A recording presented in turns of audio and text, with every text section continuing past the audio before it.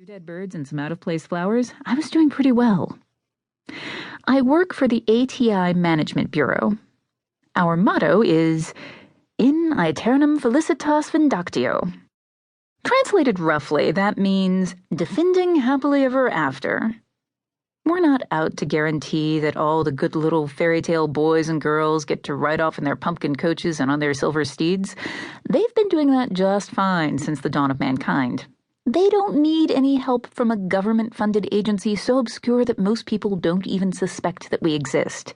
No, our job is harder than that. Fairy tales want to have happy endings, and that's fine for fairy tales, but they do a lot of damage to the people around them in the process. The ones whose only crime was standing in the path of an onrushing story. We call those memetic incursions. And it's our job to stop them before they can properly get started.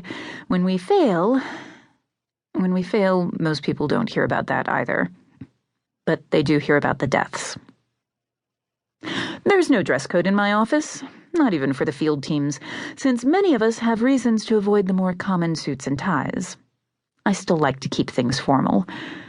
I pulled a plain black suit out of my closet, selecting it from a rack that held 10 more, all of them virtually identical.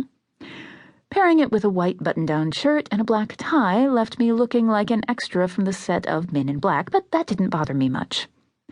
Clichés are relatives of the fairy tale, and tropes aren't bad. They go with the territory.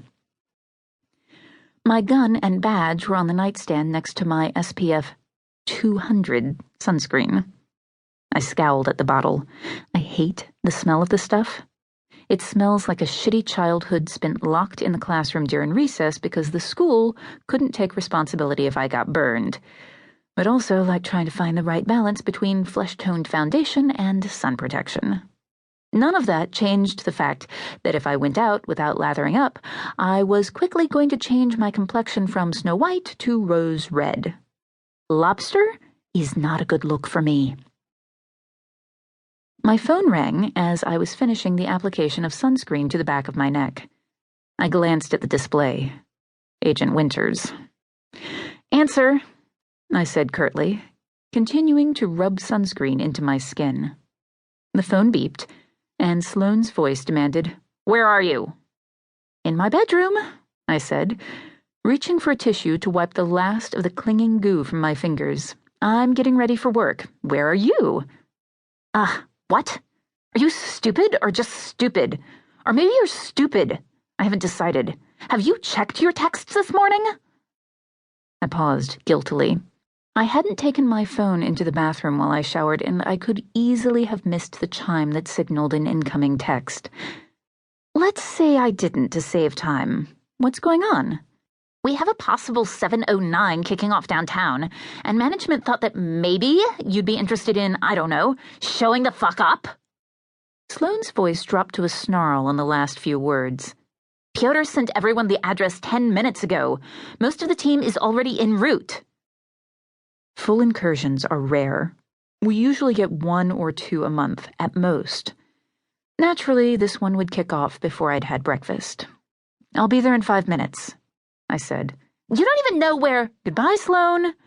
I grabbed the phone and hit the button to hang up on her with the same motion, pulling up my texts as I bolted for the door. Even obscure branches of law enforcement can break the speed limit when there's a good reason, and is Snow White starting to manifest downtown? Yeah, I'd call that a damn good reason.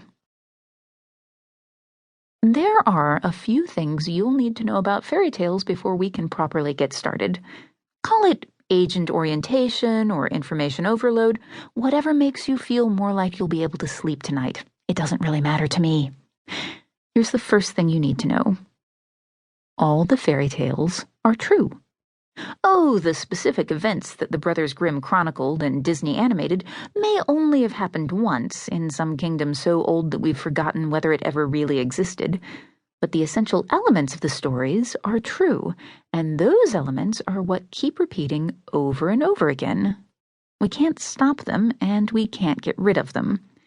I'm sure they serve some purpose. Very little happens without a reason.